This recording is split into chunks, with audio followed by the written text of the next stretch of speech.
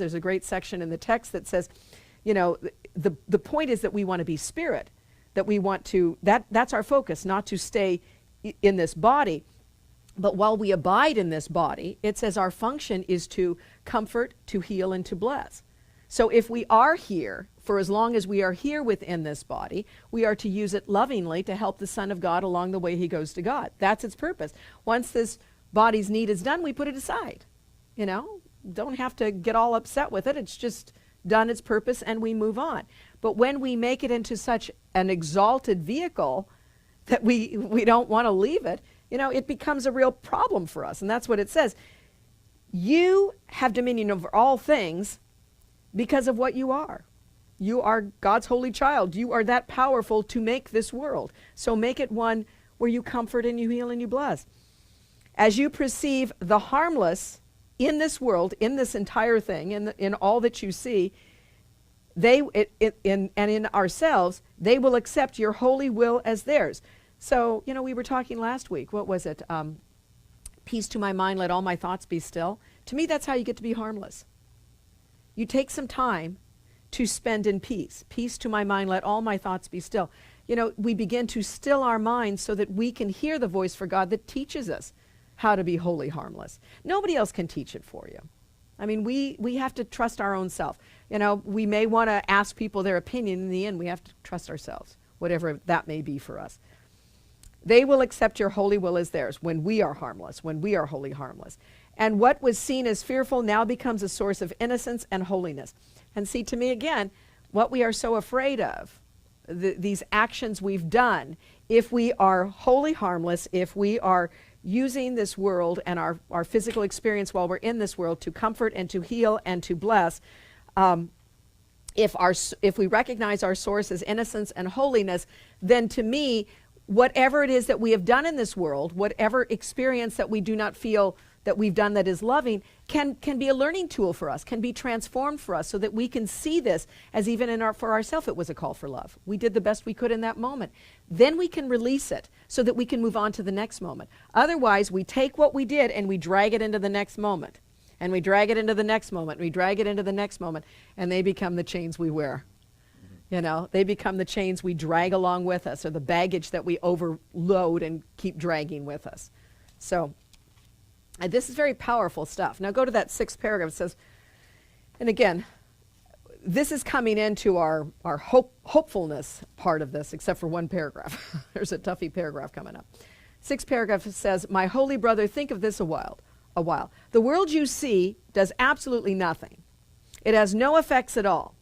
It merely represents your thoughts, and it will change entirely as you elect to change your mind and choose the joy of God as what you really want. What a powerful thought. So what it's saying is, no matter what it is that you think is going on, no matter what you think has been happening or has happened, you can change your mind and thereby change the world. And it says the way to do it is to correct your perception now. I choose the joy of God instead of pain. You know, and I know for most of us it goes, that just seems impossible that that's going to make a difference. And yet it doesn't make a difference because you never do it. And the Course even says we're just never consistent at doing it. That's why. It makes, we are not consistent. We often say, you know, God doesn't hear my prayers. It says you've never been consistent enough to hear him. That's our problem. We want to put other gods or other graven images or other idols before him, other fearful thoughts before him. And so we have to look clearly at what it is we are valuing more than the peace of God. And that's what this is saying.